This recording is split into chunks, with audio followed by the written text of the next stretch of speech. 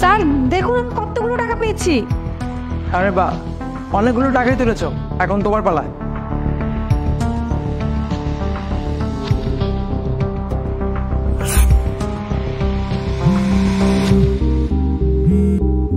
Hello,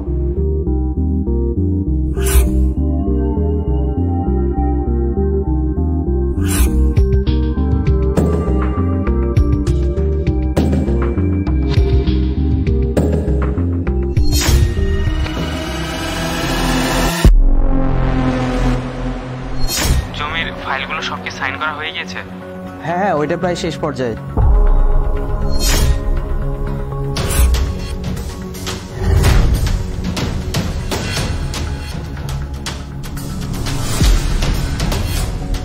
ঠিক আছে।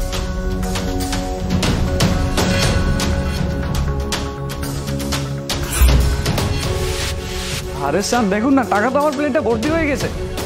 আরে বাহ, তুমিও দেখছি বেশ ভালোই টাকা তুলেছ, কংগ্রাচুলেশন। নীলা, এবার তোমার পালা।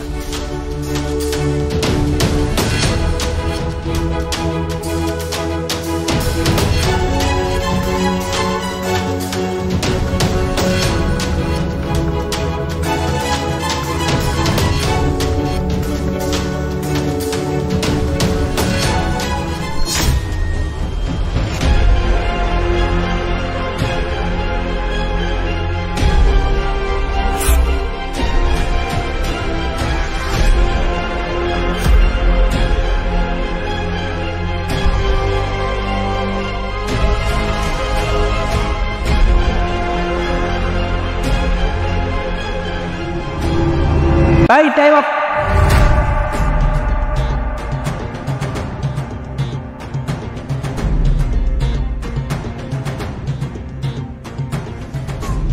আচ্ছা শোনো, তোমাদের সকলের উদ্দেশ্যে একটা কথা বলি। তোমরা এতক্ষণ পর্যন্ত যতগুলো টাকা তুলেছো, এই টাকাগুলো দিয়ে তোমরা তোমাদের শখ পূরণ করবে। সব থেকে দামি জিনিসটা কিনবে, কেমন? দিন শেষে আমি প্রত্যেককে জিজ্ঞেস করবো যে তোমরা কে কি কিনেছো। যাও।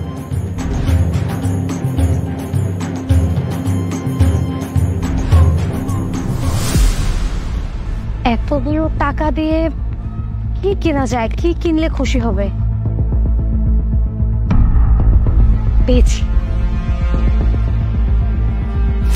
ও, এতগুলো টাকা আমি একসাথে হাতে পেয়েছি, এবার তো কিছু একটা করতেই হবে।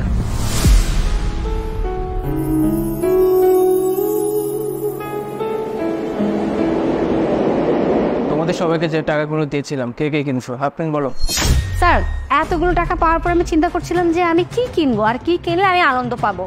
তখনই আমার মনে হলো যে আমি তো অনেকদিন যাবতই একটা আইফোন 15 প্রো ম্যাক্স কিনতে চেয়েছিলাম, তাই আমি এই আইফোন 15 প্রো ম্যাক্সটা কিনে নিয়ে এসেছি। আর এটা কেনার পরে আমার খুব আনন্দ হচ্ছে। বাহ, খুবই ভালো। 15 pro max latest version, good, very good. Time, তুমি? আরে স্যার, আমার অনেক দিনের একটা স্বপ্ন ছিল যে একটা বাইক কিনবো। আর যেহেতু এতগুলো টাকা একসাথে পেয়েছি, তো আমি আমার স্বপ্নটা পূরণ করে ফেলছি। আর স্যার, আমার বাইকের কাছে কিন্তু এই আইফোনটা কিচ্ছু না। বাইক কিনেছো? আরে বাহ, আর কি লাগে তোমার? Very good. নীলা, তুমি? কিনেছি 2-3 হাজার টাকা দিয়ে। ও আর কি কিনবে স্যার, অত কিননি। আমার ভাগে 4,000 টাকাই পড়েছিল। আমি আসলে বুঝতে পারছিলাম না যে 4,000 টাকা আমি কোথায় ব্যয় করব, আর এই 4,000 টাকা কোথায় খরচ করলে আমি আনন্দ পাবো। আমি যখন রাস্তা দিয়ে যাচ্ছিলাম তখন আমি ভাবছিলাম যে আমি কি করব।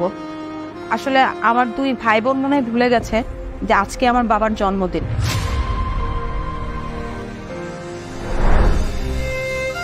তাই আমি ভাবলাম যে এই টাকাগুলো দিয়ে গরিব কিছু বাচ্চাদেরকে খাবার কিনে খাওয়াই। তাই ওই টাকা দিয়ে আমি কিছু খাবার কিনে সে গরিব বাচ্চাদের খাইয়েছি। আর তারা আমার জন্য আর আমার বাবার জন্য অনেক দোয়া করেছে। আর এই দোয়ার দাম কোটি টাকারও বেশি।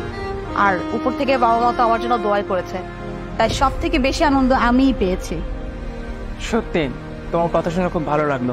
তুমি আবারও প্রমাণ করলে যে তুমি তোমার বাবা মায়ের যোগ্য সন্তান। একমাত্র তুমি তোমার বাবা মার জন্য এত কিছু ভাবো। তোমার কথা আমি সত্যি বেশ খুশি হয়েছি। এখন তো মনে হচ্ছে সম্পত্তির একমাত্র দাবিদার তুমি পাবে সম্পত্তি সমস্ত কিছু। স্যার আপনারা কি বলছেন? আর আপনি তো আমাদেরকে বলেছিলেন যে আমরা যেন এমন জিনিস কিনে যেটা কিনলে আমরা আনন্দ পাই। তা আমরা তো সেটাই করেছি। আর আপনি কি এখন সব সম্পত্তি ওর নামে লিখে দিবেন?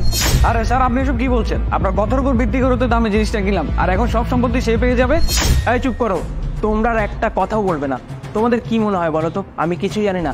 তোমরা দুজন যে টাকাগুলো 2 নম্বরই করে হাতিয়েছো, তোমাদের কি মনে হয় আমি কিছুই জানি না? আমি তোমাদের ব্যাপারে সমস্ত ঘটনাই জানি। আর তোমরা দুজন তো সম্পত্তির প্রকৃত দাবিদার না। এই সম্পত্তির একমাত্র দাবিদার হচ্ছে নীলা। কারণ তোমাদের বাবা মা উইলে স্পষ্টভাবে লিখে গিয়েছিল, আমার সন্তানদের মধ্যে যে সব থেকে বেশি সৎ তাকেই জানি সম্পত্তি দান করা হয়। তাই রুলস অনুযায়ী এই পুরো সম্পত্তির মালিক হতে যাচ্ছে নীলা। নীলা, কংগ্রাচুলেশনস, আজকে থেকে সম্পত্তির মালিক তুমি। ধন্যবাদ।